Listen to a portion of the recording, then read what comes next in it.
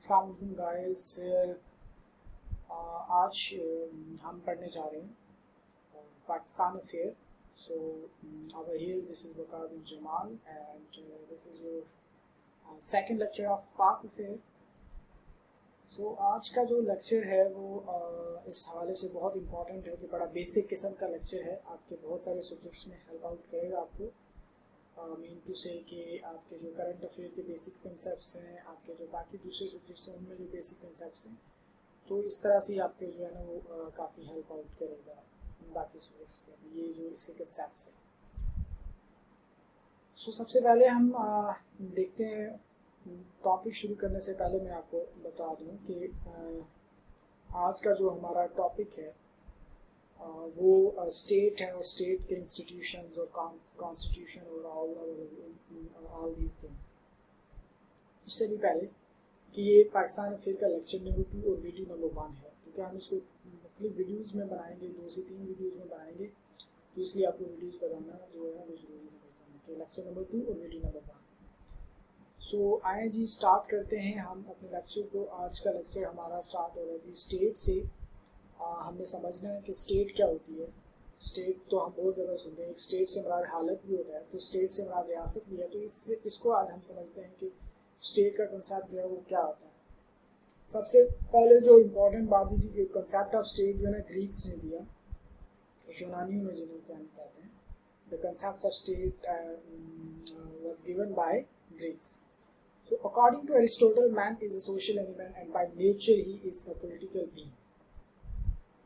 है तो इंसान सोशल एनिमल, उसने कहा एरिस्टोटल ने, और लेकिन ये है कि पॉलिटिकल बीइंग है according to nature.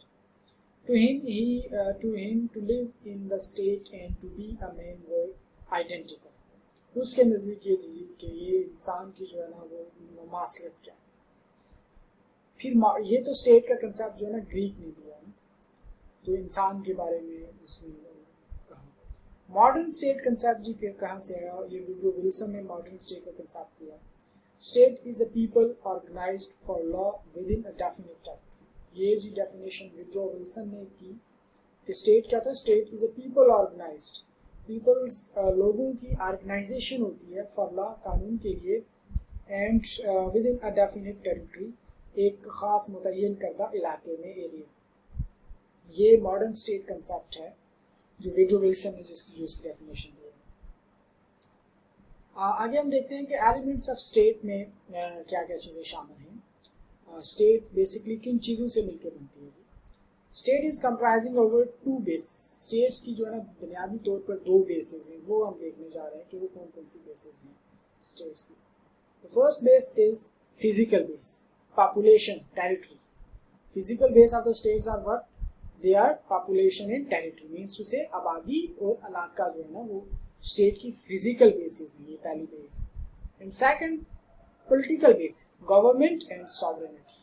That state must have a government and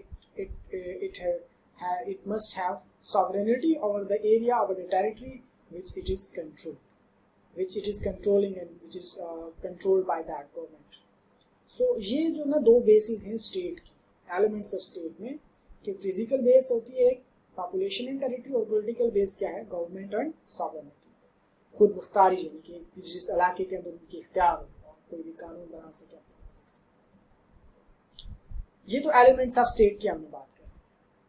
अब हम स्टेट एंड गवर्नमेंट में फ़र्क देखते हैं, क्योंकि एलिमेंट्स ऑफ स्टेट की बात की तो हमारे पास 2 चीज़ें आ गई, population, territory and state and government का जो कंसेप्ट है इसको हम देखते हैं कि किस तरह से डिफर करता है।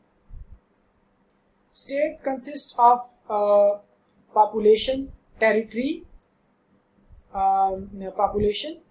स्टेट किन चीज़ों पर मुश्तमिल है जी? State consist of population, territory, government and sovereignty. State consist of population, किन चीज़ों पर मुश्तमिल है जी? Population, territory, government and sovereignty. These are the basic unit of the state। Government is a part of the state। Government जो है वो state का भी, वो भी स्टेट का हिस्सा है। State possesses original powers। State असल जो पावर है, जो ओरिजिनल पावर है, that is state। Government derived power from state। Who provides, allot powers to state to government, that is state. So government derived power from state. State is a permanent and continuous forever. State is a permanent, ये हमेशा रहती है, continuous forever. Government is temporary. Obviously government temporary होती है, state हमेशा के लिए मतलब वो चलती है, और जबकि government उसके अंदर change होती रहती है. State is abstract and invisible. Obviously state की एक कोई ऐसी शक्ल नहीं है, मतलब state abstract है, जैसे invisible. Government is concrete and visible. Government ज़्यादा लोग होते हैं तो visible है, concrete है, देखी जा सकती है, महसूस की जा सकती है. स्टेट भी एक सेंस में देखी जा सकती है टेरिटरी के हिसाब से, पॉपुलेशन के हिसाब से, लेकिन जो स्टेट का वजूद है वो एब्स्ट्रैक्ट है. एंड फर्दर जी हम देखते हैं कि स्टेट जो है, ये तो हमने स्टेट एंड गवर्नमेंट की बात की. अब गवर्नमेंट हम देखते हैं कि गवर्नमेंट क्या होती है.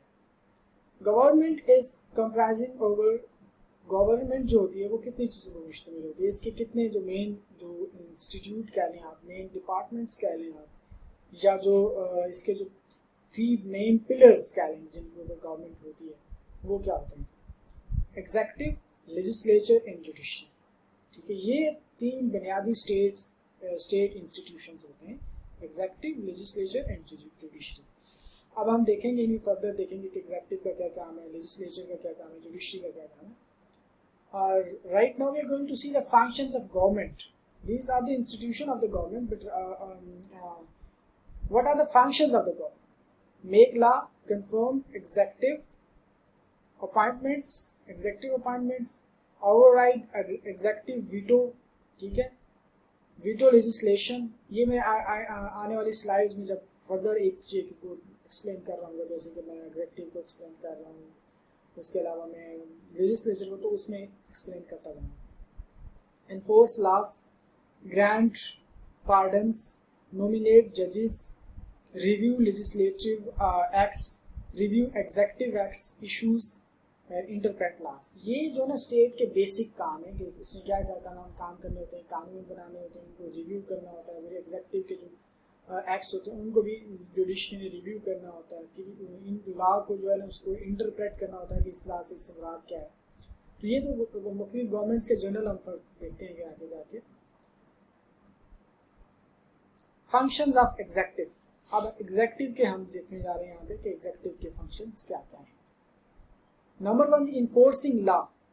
एग्जेक्टिव बेसिकली ये समझ लेंगे, एग्जेक्टिव कहते हैं जैसे आपकी गवर्नमेंट है, आपकी पार्लियामेंट गवर्नमेंट के अंदर शामिल है, वो लेजिस्लेचर में भी आती है, लेकिन पार्लियामेंट के जो अहदेदार या जो मेंबर्स, जो मिनिस्टर्स हैं, वो भी एग्जेक्टिव में शामिल किए जाते हैं.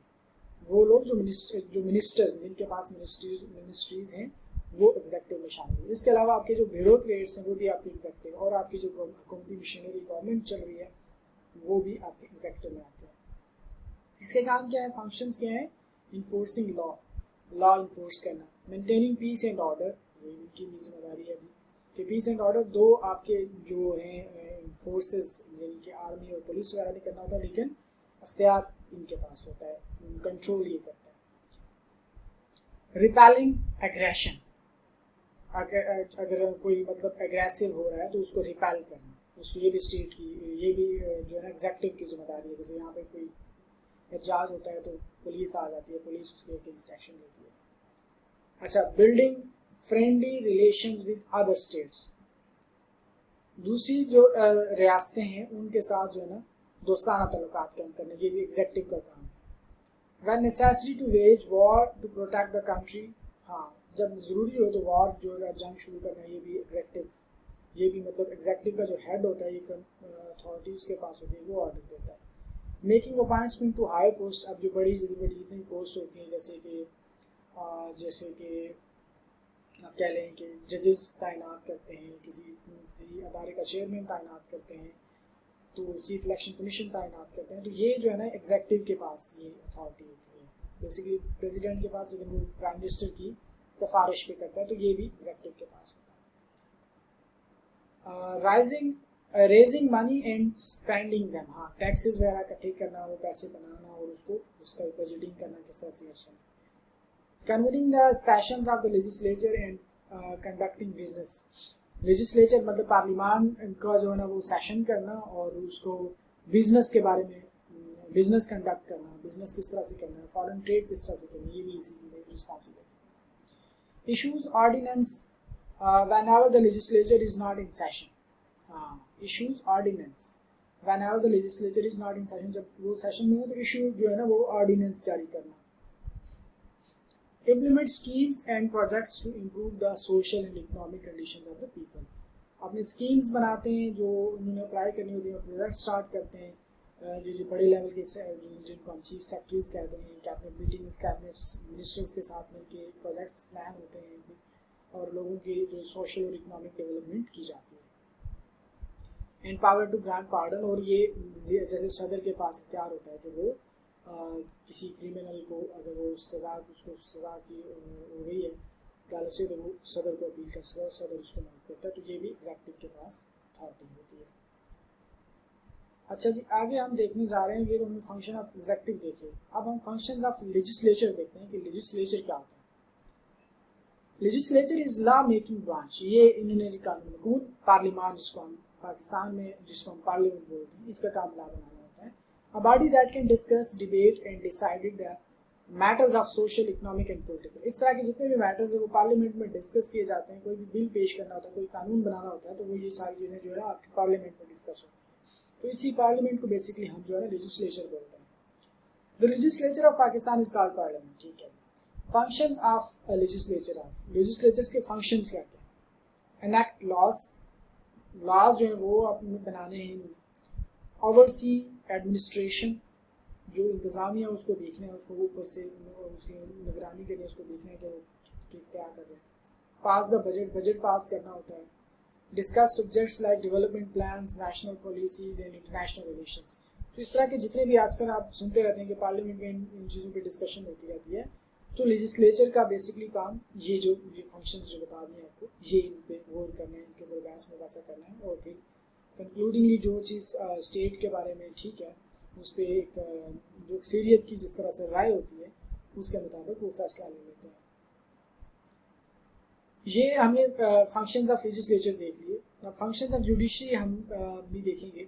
उससे पहले आपको ये बता दूं कि जो लेजिस्लेचर होता है इसमें से जो पार्लियामेंट है इसमें से भी कुछ लोग एग्जेक्टिव का हिस्सा भी होते हैं। जैसे कि मैंने आपको बताया कि एग्जेक्टिव में जो मिनिस्टर्स होते हैं वो बेसिकली होते तो पार्लियामेंट के हैं, लेकिन वो एज ए मिनिस्टर भी काम कर रहे होते हैं।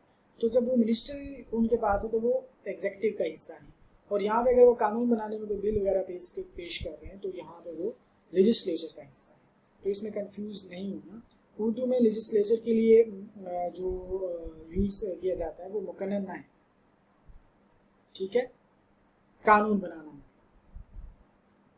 और अदलिया जो है वो उसका काम क्या है, मतलब अदालत जिसको हम बोलते हैं, और इंतज़ामिया एग्जेक्टिव क्या। तो उर्दू में ये मैंने आपको थोड़ा सा बता दिया कि आप कंफ्यूज ना हो कि लेजिस्लेचर के लिए उर्दू में जो मुकन्नना का वर्ड यूज़ होता है वो बेसिकली जो हमारी नेशनल असम्बली आप कह रहे हैं, हमारा जो सैनेट है उसको कह रहे हैं। हमारा क्योंकि बाई कैमरल सिस्टम है तो इसमें हमारी जो सैनेट और नेशनल असम्बली दोनों है, ये हमारी जो है ना वो लेजिस्लेचर है।